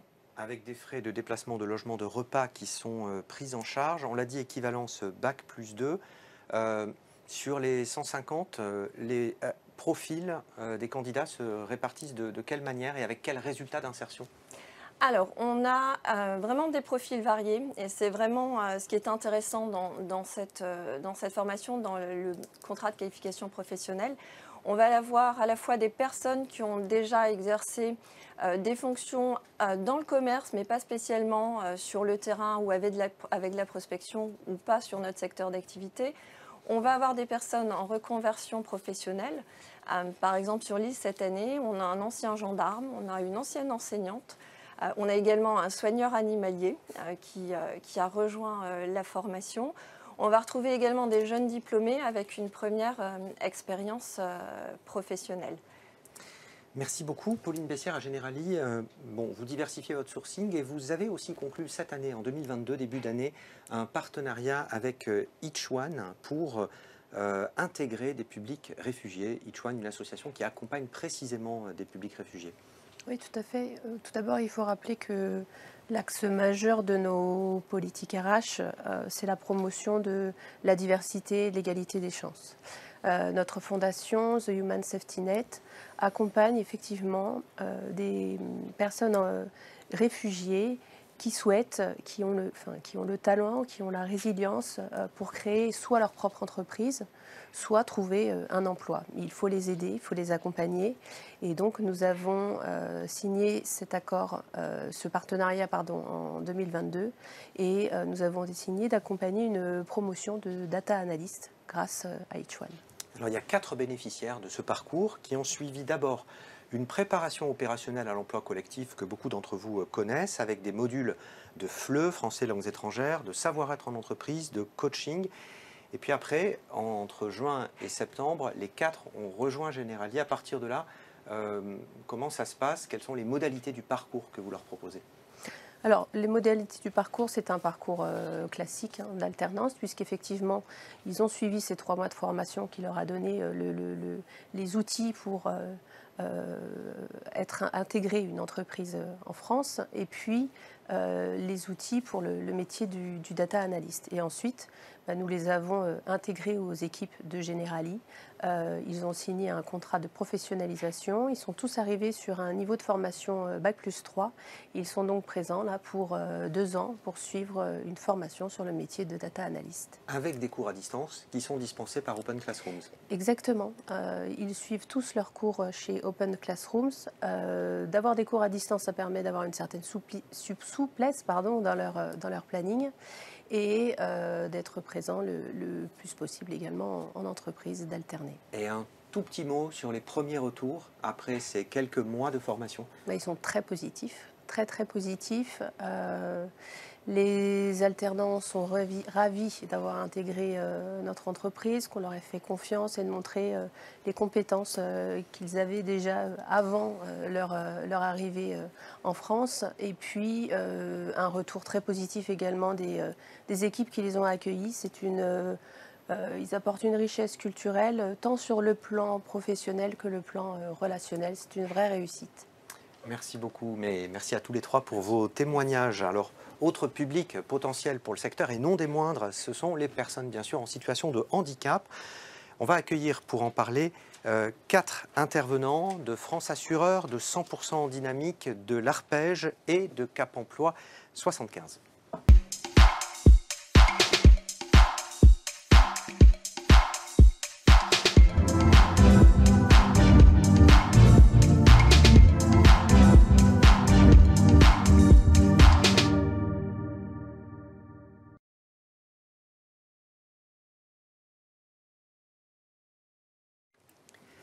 Quelles actions possibles pour promouvoir l'emploi des personnes en situation de handicap? Quels accompagnements, quels acteurs, quels partenariats? On va évoquer ce sujet avec tout d'abord 3 intervenants en plateau. Marie-Ange Vildeuil, bonjour.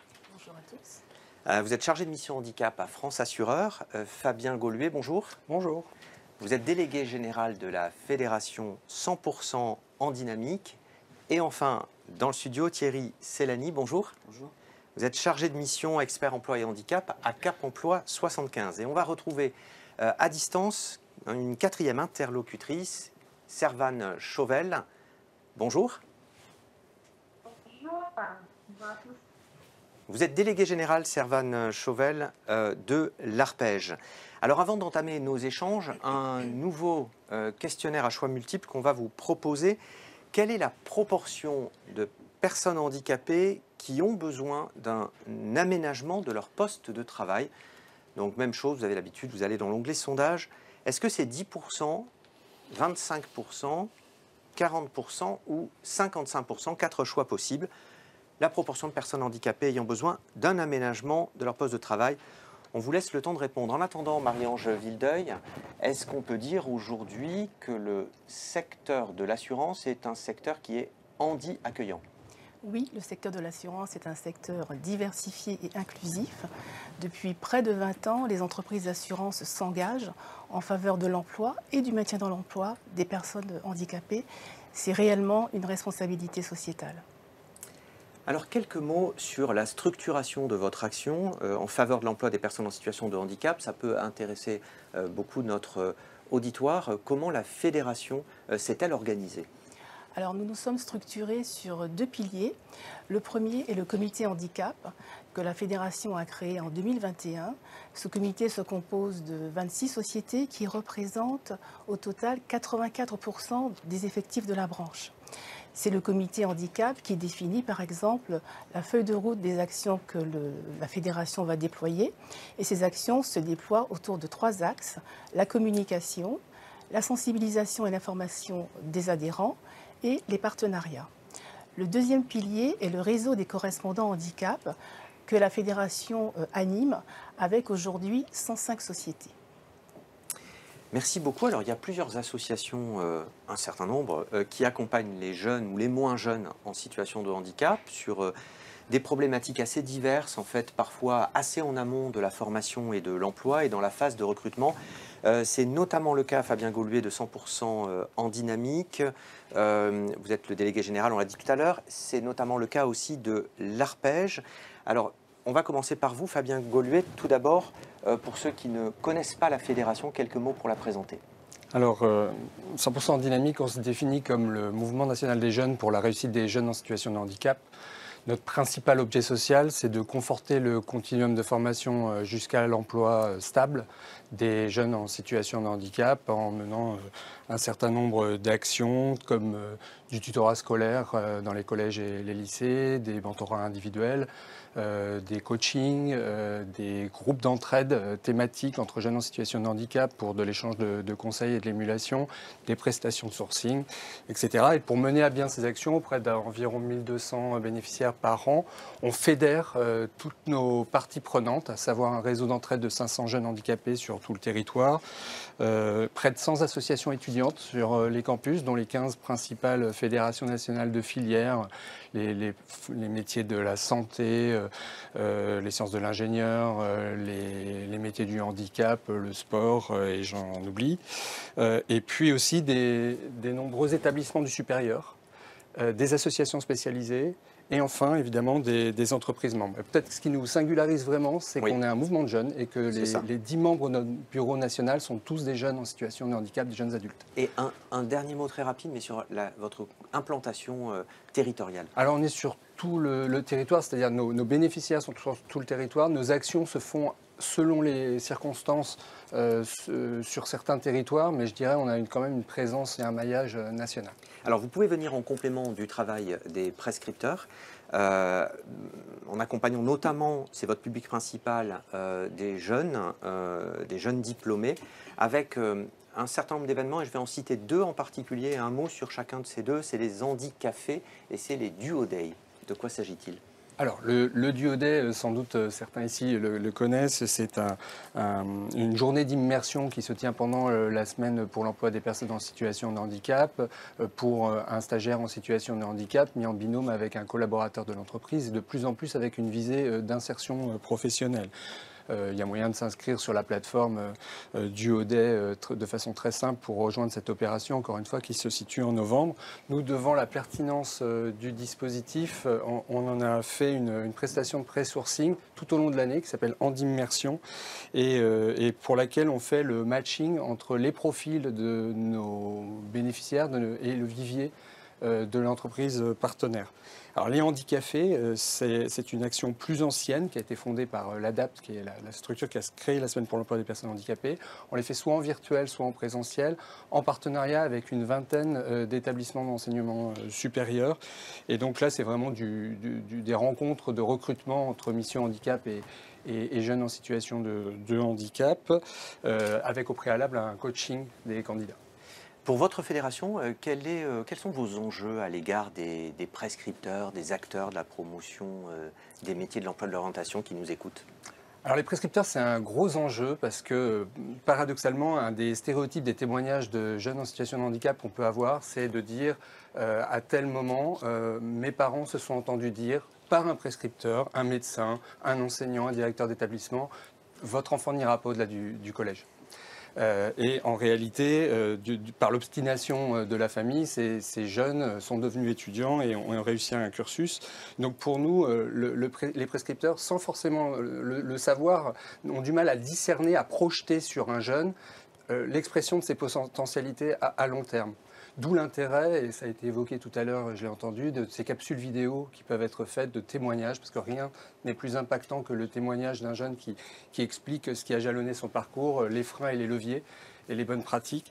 Et donc nous, dans notre vivier, on a une dizaine de jeunes qui ont suivi des formations dans les métiers de l'assurance. Et dans le cadre de nos formations, on pourrait tout à fait imaginer la création de ce genre de support. Merci pour cette suggestion. Alors, autre association, l'Arpège, on vous retrouve à distance, Servane Chauvel. Quelques mots pour présenter votre association et son ambition. Oui, merci de l'invitation.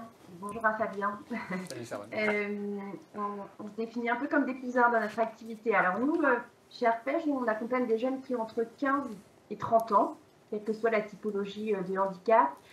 Et l'accompagnement de ces jeunes, chez Arpège, il se fait grâce à des salariés qui sont dans des entreprises partenaires et qui sont mobilisés pour accompagner des jeunes à un moment dans leur orientation et dans leur parcours professionnel.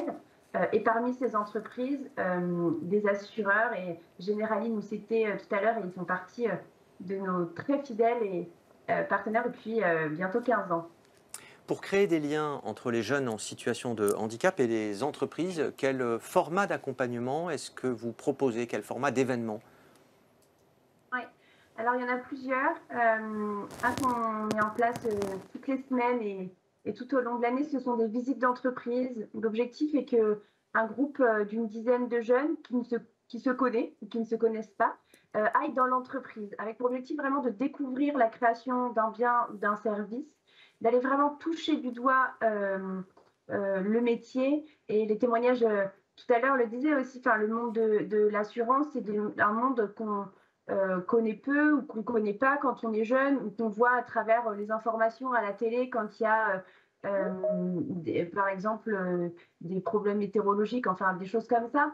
Donc on parle des assurances, mais on ne connaît pas vraiment les métiers. Et donc l'objectif de ces visites d'entreprise, c'est d'aller rencontrer les personnes qui travaillent au quotidien. Et puis de manière induite, ça va être aussi de sensibiliser les salariés au sujet du handicap, parce qu'on crée de la rencontre entre les jeunes et ces salariés, et ça permet du coup d'avancer et de mettre à mal aussi un certain nombre de stéréotypes. Et enfin, dernière question rapidement, même question qu'à Fabien Goluet, quels enjeux à l'égard des prescripteurs, préconisations éventuelles? L'enjeu, c'est vraiment de permettre à un maximum de jeunes de participer à nos actions, que ce soit celles mises en place par l'équipe de Fabien, par celle d'Arpège. En fait, l'objectif, c'est vraiment de rapprocher le monde professionnel. Et nous, on fait partie de ces acteurs qui mettons en place des actions sur le terrain. Fabien parlait du DUOD, il y a des visites d'entreprise, on organise des coachings pro, il y a aussi tout un travail autour du mentorat. Donc le but, c'est que les prescripteurs d'orientation se saisissent de toutes ces opportunités pour emmener un maximum d'actions terrain pour les jeunes qui les accompagnent. Merci beaucoup, Servane Chauvel. Alors, Marie-Ange Vildeuil, même question finalement du côté de la fédération. Sur quel type d'actions concrètes est-ce que vous vous engagez d'ores et déjà aujourd'hui? Eh bien, on a vu que nos actions portent sur 3 axes. En ce qui concerne la communication, nous développons essentiellement des actions de promotion de nos métiers et des actions d'inclusion. Nous organisons par exemple des webinaires qui sont dédiés aux étudiants, aux jeunes diplômés ou aux demandeurs d'emploi. Nous participons à de nombreux salons et événements métiers-emploi. Sur l'axe partenariat, nous développons justement des partenariats avec par exemple l'APEC et la GFIP. Nous tissons des liens avec des établissements de l'enseignement supérieur. Et en ce qui concerne le dernier volet de l'information et de la sensibilisation de nos adhérents, chaque année, nous organisons un séminaire annuel qui réunit le comité handicap et les correspondants handicap. Lors de notre dernier séminaire, nous avons abordé par exemple des sujets tels que la neurodiversité en entreprise, le maintien dans l'emploi ou l'accessibilité numérique. Voilà, donc nos actions visent en fait plusieurs objectifs: lever les idées reçues, promouvoir la diversité de nos métiers, une diversité de métiers qui fait appel à tous les talents et des métiers qui sont tous accessibles, et présenter les nombreuses opportunités d'emploi que le secteur propose. Merci. Alors, on va regarder le résultat de la question que je vous avais proposée tout à l'heure. Proportion de personnes handicapées ayant besoin d'un aménagement de leur poste de travail. Vous avez répondu majoritairement. Pour 40% d'entre vous, vous pensez que c'est 10% de personnes handicapées, et pour un tiers d'entre vous, vous pensez que c'est 25% des personnes handicapées qui ont besoin d'un aménagement. Quelle est la bonne réponse? Alors la bonne réponse est 10%, et c'est même moins de 10%. Voilà. On peut rappeler à ce propos que de nombreux acteurs existent pour accompagner à la fois l'employeur et le collaborateur dans leur démarche. Merci Thierry Cellani. Vous êtes chargé de mission à Cap Emploi 75, en charge du secteur de l'assurance, et vous accompagnez des jeunes et des moins jeunes avec des publics, des profils qui sont assez diversifiés. Tout à fait. En fait, dans le cadre de nos missions, on accompagne donc des personnes qui sont en situation de handicap, tout type de handicap, que ce soit moteur, psychique, mental, visuel, auditif et cognitif. L'objectif pour nous, c'est de pouvoir les remettre en poste. On a un accompagnement qui permet de travailler sur la posture, les CV, la technique de recherche d'emploi. Et aussi, on va accompagner les entreprises pour qu'ils puissent atteindre leurs 6% de personnes en situation de handicap. Et on fait beaucoup de communication et d'information auprès de ces structures. Alors, deux précisions. Sur les outils de sourcing, vous avez une CVTech élargie, j'aimerais que vous nous en disiez quelques mots. Et sur les outils d'accompagnement, il y a bien sûr les prestations d'appui spécifiques, les PASS. Tout à fait. En fait, en interne, on a une CVTech. On a des candidats qui nous contactent et qui souhaitent trouver du travail, notamment dans le secteur de l'assurance, des mutuelles ou même des banques. Et on organise une CVTech en interne qui permet aux candidats d'être mis en relation directement avec les entreprises. Et c'est une CVTech qui est partagée avec Pôle emploi dans le cadre des nouvelles teams handicap. Exactement. En fait, on a un rapprochement avec le Pôle emploi. Donc une volonté du gouvernement qui permet de travailler donc avec des candidats en situation de handicap au sein du Cap Emploi et aussi du Pôle emploi. Et dernier mot, les prestations d'appui spécifiques. Alors on l'a vu tout à l'heure, il y a moins de 10% des personnes en situation de handicap qui ont besoin d'un aménagement. Néanmoins, quand il y a un besoin d'aménagement, il peut y avoir un expert de certaines pathologies qui aide au diagnostic et à l'identification de la bonne solution.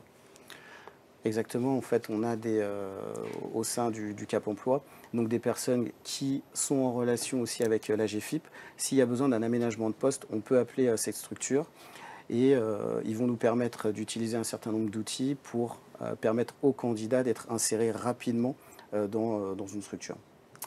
Merci beaucoup, merci à tous les trois en studio, en plateau, et merci à Servane Chauvel à distance. Troisième et dernier temps fort de notre webinaire. Après les voies d'accès pour les nouveaux entrants, les évolutions de carrière dans l'assurance pour les salariés en poste, les salariés qui choisissent ce secteur, avec deux interlocutrices du groupe SMA, un interlocuteur d'AXA et le représentant de l'Observatoire qui vont nous rejoindre en plateau.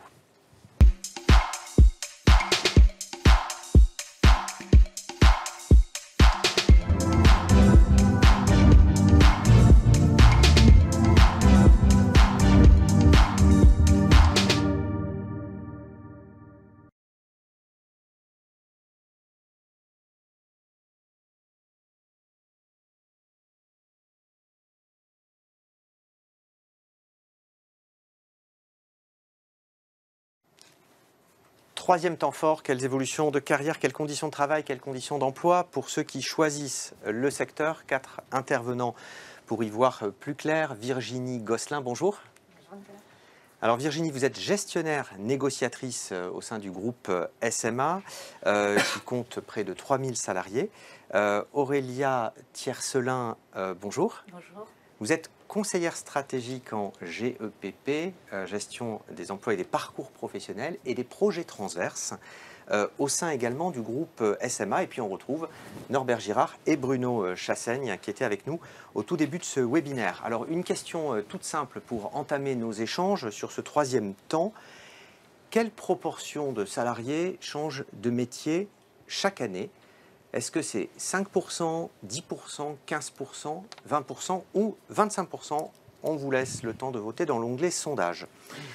Virginie Gosselin, vous avez 38 ans, vous êtes aujourd'hui donc gestionnaire négociatrice à SMA à Lille. Vous n'êtes que depuis 2 ans dans ce secteur de l'assurance. Racontez-nous ce qui vous a mené tout d'abord vers ce secteur. Alors, je ne vais pas déroger à tout ce qui a pu être dit jusqu'à maintenant. J'ai un parcours qui est un petit peu atypique. Donc, j'ai un Master 2 en stratégie de développement social. Donc, à l'origine, je suis sociologue. Je n'ai pas trouvé de travail dans ma branche. Donc, j'ai travaillé pendant 15 ans en restauration. Donc, mon cœur de métier, la restauration. Et puis ensuite, des missions transverses sur de la comptabilité, du recrutement. Et ensuite, des soucis de santé m'ont mené à un licenciement pour inaptitude. Et je devais donc passer par une reconversion professionnelle. Et j'ai fait un bilan de compétences pour savoir ce qui prédominait en caractéristiques chez moi. Et je ne me suis fermé aucune porte, c'est-à-dire que je ne me suis pas initialement orientée vers l'assurance. Je cherchais un métier à composante juridique majeure. Et je suis tombée sur une offre d'emploi, donc l'offre de gestionnaire négociateur. Et pour gérer les sinistres donc dans la construction.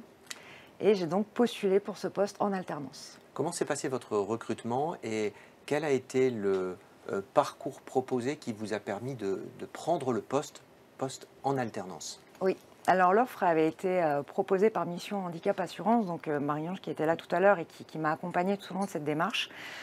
J'ai eu plusieurs entretiens pour la sélection.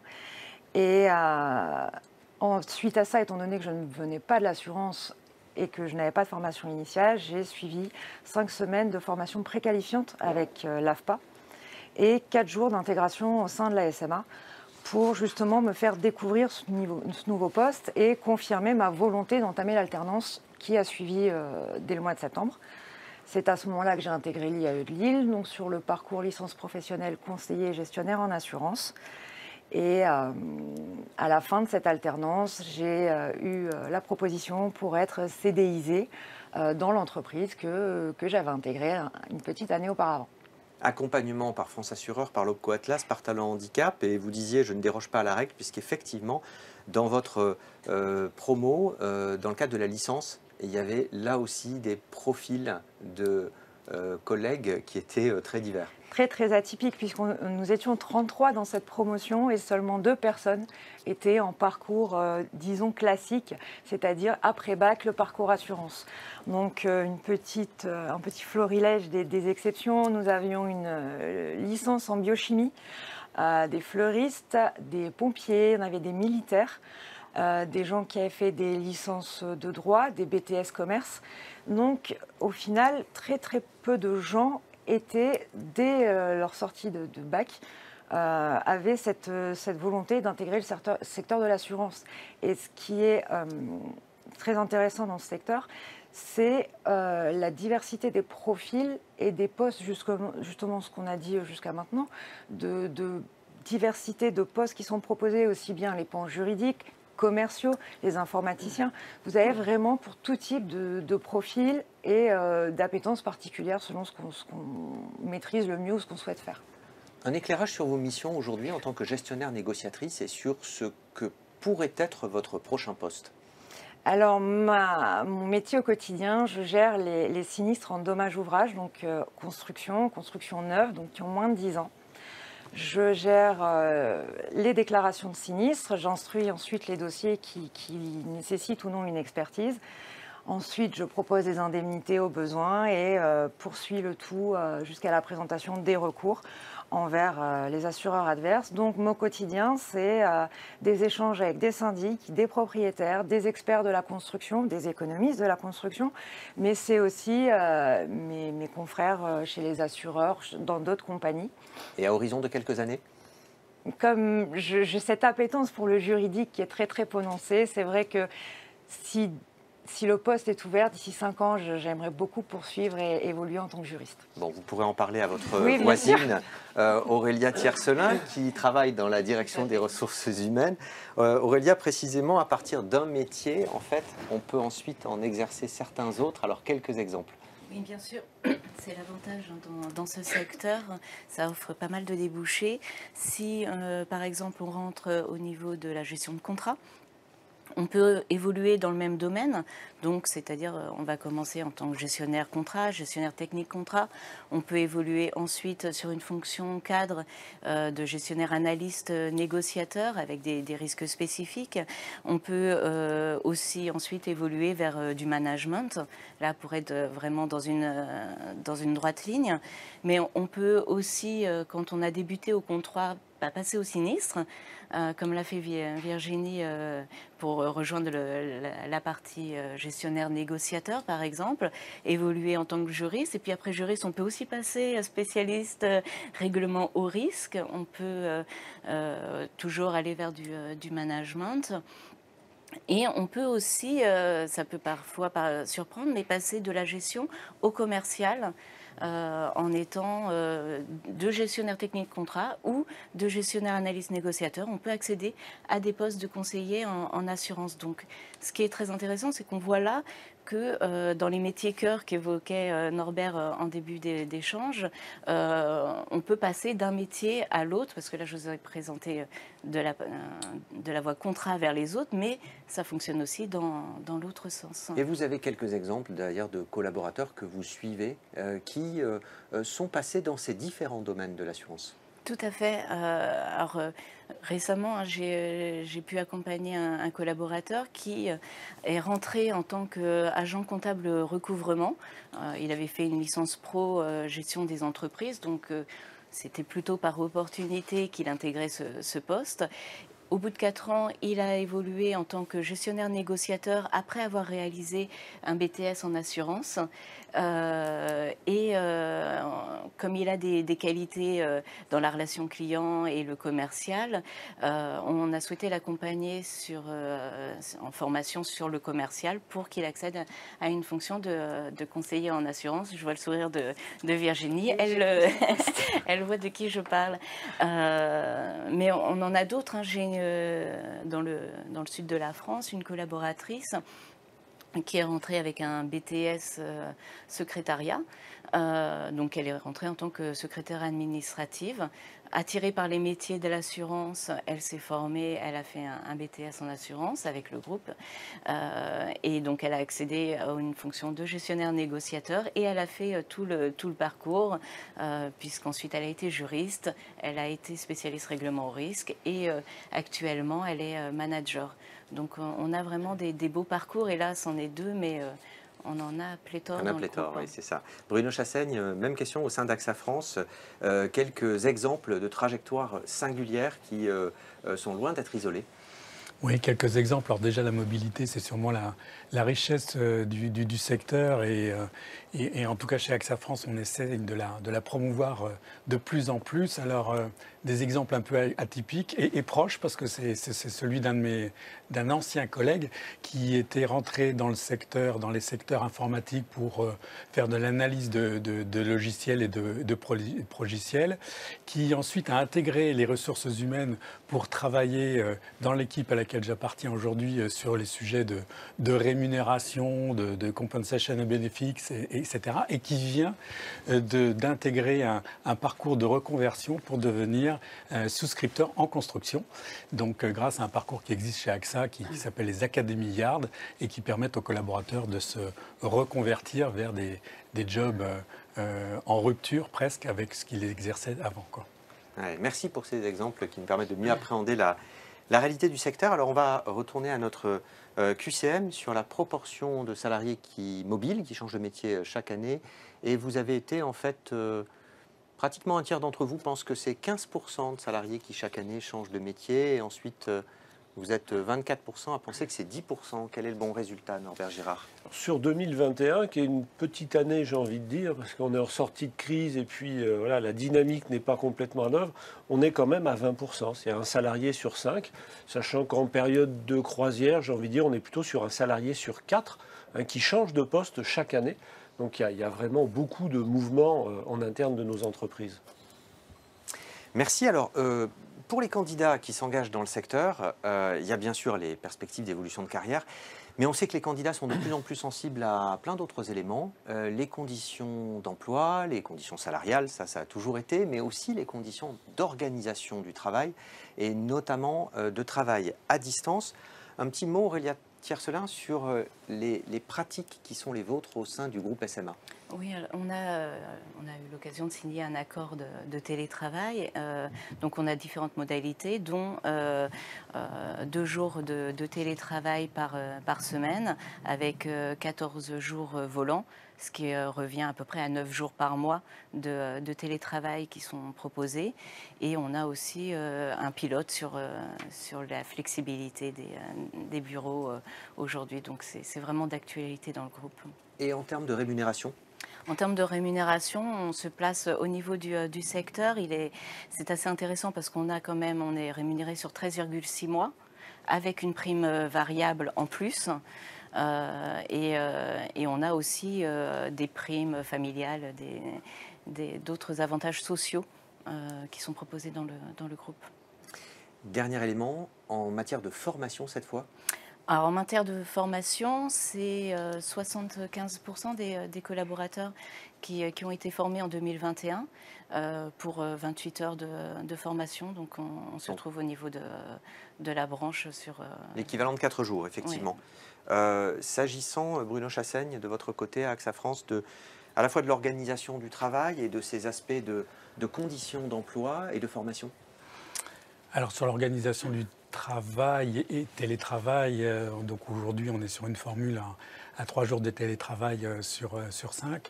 Ce qui est intéressant de noter, c'est que le secteur de l'assurance était quand même assez en avance sur le télétravail avant Covid-1. Je ne parle que d'AXA, excusez-moi, mais on était déjà à 60% de télétravailleurs avant Covid-1. Donc, ce qui fait que quand Covid-1 et la vague 2 sont arrivés, les assureurs étaient finalement assez bien équipés, avaient déjà maturé ces nouveaux formats de télétravail. Bien sûr, sur tout ce qui est formation, tout ce qui est dispositif d'accompagnement des collaborateurs. J'ai envie de citer, qu'on va retrouver un peu dans toutes les structures, mais j'ai envie de parler aussi de tous les accompagnements en termes de mobilité douce, tous les dispositifs qui peuvent aussi inciter les jeunes et les moins jeunes à rejoindre le secteur de l'assurance et AXA, bien sûr. Vos témoignages, finalement, au sein à la fois du groupe SMA et d'AXA France, sont loin d'être isolés, Norbert Girard, parce que finalement, on retrouve à peu près ces données-là lorsqu'on regarde l'ensemble de la branche, et vous avez la chance d'avoir des données qui représentent quasiment la totalité du secteur. Oui, c'est vrai qu'on actualise chaque année l'ensemble des données disponibles par une grande enquête qu'on fait auprès de l'ensemble des sociétés d'assurance, donc les 247 que Cathy Rifauchel citait en début de webinaire. On a 94% de taux de réponse, donc un taux quasi stalinien, ce qui nous permet d'avoir une vision véritablement exhaustive de ce qui se passe au niveau de l'assurance, une photographie renouvelée chaque année qui permet de faire un film et de distinguer entre le conjoncturel et le structurel. En matière de formation professionnelle, après avoir dit que le secteur de l'assurance était en croissance, qu'il recrutait, qu'il intégrait, on voit que c'est tout au long des parcours professionnels, parce que 9 salariés sur 10 vont au moins une fois en formation chaque année. Pour une durée moyenne de 4 jours, c'est ce que les uns et les autres confirmaient, mais c'est la moyenne de branche, alors avec des modalités présentielles, distancielles, mixtes, blended pour faire moderne en franglais, et puis aussi dans les conditions de travail, 61% des salariés de l'assurance bénéficient du télétravail. Alors, on parle bien de télétravail volontaire, et comme Bruno le rappelait, oui, avant Covid-1, comme tu disais, on était déjà à 17% de taux de télétravailleurs au niveau de la branche, Quand au niveau national, si on se souvient des chiffres, on était à moins de 3%. Donc la profession est même montée quasiment à 98% de télétravail pendant les périodes les plus difficiles. Le tout sur 92 jours, c'est-à-dire un peu plus de 2 jours, un peu moins de 3 jours. Presque de la télétravail. moitié, hein, si on rapporte à 200, 220 jours de travail par an, c'est quasiment la moitié. Merci pour ces précisions, merci beaucoup à tous les quatre, à la fois pour toutes ces données et ces illustrations. Et il est temps de conclure à présent ce webinaire avec Cathy Riffochenel qui va me rejoindre à nouveau.